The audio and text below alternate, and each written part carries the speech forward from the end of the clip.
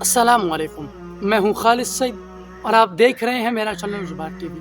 ناظرین کرام، واقعہ کربلا انسانی تاریخ کا ایک ایسا واقعہ ہے جو کہ اسلام میں بھی بڑی غیر معمولی اہمیت رکھتا ہے، اس کے ساتھ ساتھ انسانی تاریخ کا بھی ایک المناک واقعہ ہے۔ یہ واقعہ جس جگہ پر پیش آیا اسے کربلا کہتے ہیں۔ تو آج کی اس ویڈیو میں ہم شہر کربلا کی ہسٹری کے بارے میں جانیں گے، تو اس ویڈیو کو لاسٹ تک ضرور دیکھیے گا، بہت انفارمیٹیو ہونے والی ہے۔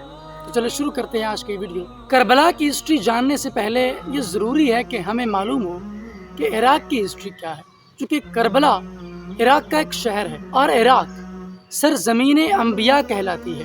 یہ اتنا قدیم علاقہ ہے کہ دنیا کی سب سے پہلی انسانی تاریخ بھی یہیں پر پیدا ہوئی۔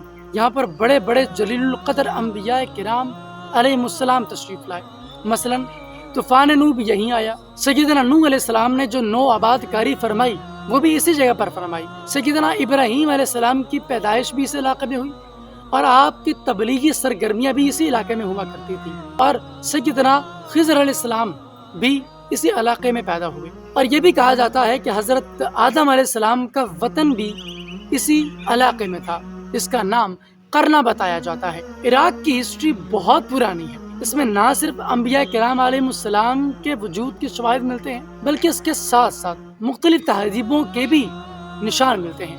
اسی کا ایک علاقہ ہے جس کا نام کربلا ہے۔ ناظرین، کربلا دنیا کا سب سے عجیب و غریب شہر ہے۔ اس کی تاریخ کے بارے میں کچھ زیادہ شواہد نہیں ملتے، جو کچھ بھی ملتا ہے وہ زیادہ تر سنا سنایا ہے، اور زیادہ سے زیادہ جو مستند باتیں کہی جاتی ہیں ان میں سے چند ایک باتیں آپ کے ساتھ شیئر کرتا ہوں۔ سب سے پہلے بات کرتے ہیں کربلا کے نام کی۔ تو کہا جاتا ہے کہ کربلا کا کوئی ایک نام نہیں ہے بلکہ 20 نام ہیں اسی علاقے کے۔ کچھ لوگ کہتے ہیں کہ عربی زبان کا لفظ ہے، کچھ لوگ کہتے ہیں یونانی کا، اور کچھ لوگ اسے عبرانی زبان کا لفظ بھی کہتے ہیں۔ چونکہ اس کی تاریخی بہت مغلق اور مشکل ہے، اس لیے اس کے نام بھی بہت مختلف ہیں۔ مثال کے طور پر اس کو الغادریہ بھی کہا جاتا ہے، اسے نینوا بھی کہا جاتا ہے جو کہ یونانیوں نے نام دیا تھا، اسے عائر بھی کہا جاتا ہے، عقر بھی کہا جاتا ہے، نواویس یعنی عیسائیوں کا قبرستان بھی کہا جاتا ہے۔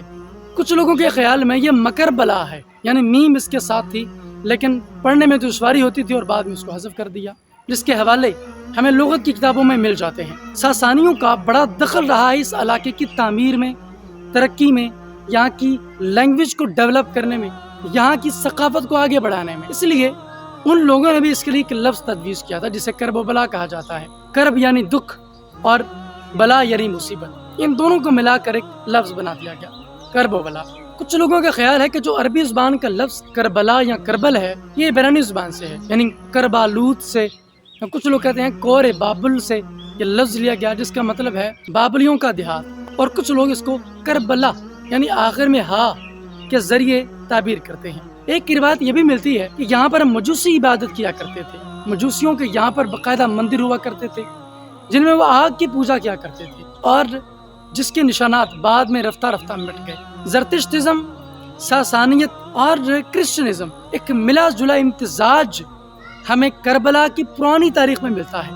اس سے بھی پہلے یونانی ہے، اس سے بھی پہلے میسوپوٹیمینز ہیں، اور اس سے پہلے اس کی تاریخ ہمیں نہیں ملتے۔ جان پیٹرس جو کہ عمارت کے بڑے ماہر مانے جاتے تھے، انہوں نے بھی کربلا کا دورہ کیا اور ثابت کرنے کی کوشش کی ہے کہ یہاں پر بہت قدیم ترین ثقافتیں وجود میں آئی تھی لیکن بعد میں مٹ گئیں۔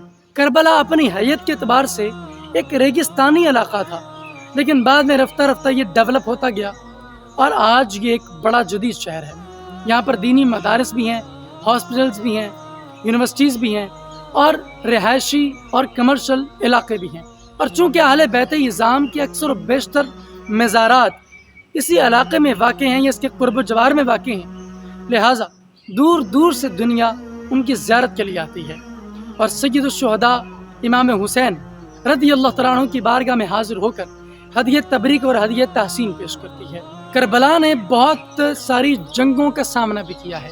یہاں پر صرف واقعہ کربلا پیش نہیں آیا بلکہ واقعہ کربلا پیش آنے کے بعد بھی بہت ساری جنگیں اسی علاقے میں ہوئی ہیں، یعنی کربلا کے میدان میں۔ اس علاقے میں اتنی خون ریزی ہوئی ہے کہ کچھ لوگوں نے اس کو کربلا کی بجائے خونستان کہنا شروع کر دیا تھا۔ نہ صرف کربلا کا واقعہ بلکہ اس سے قبل بھی بہت ساری جنگیں ہوئی۔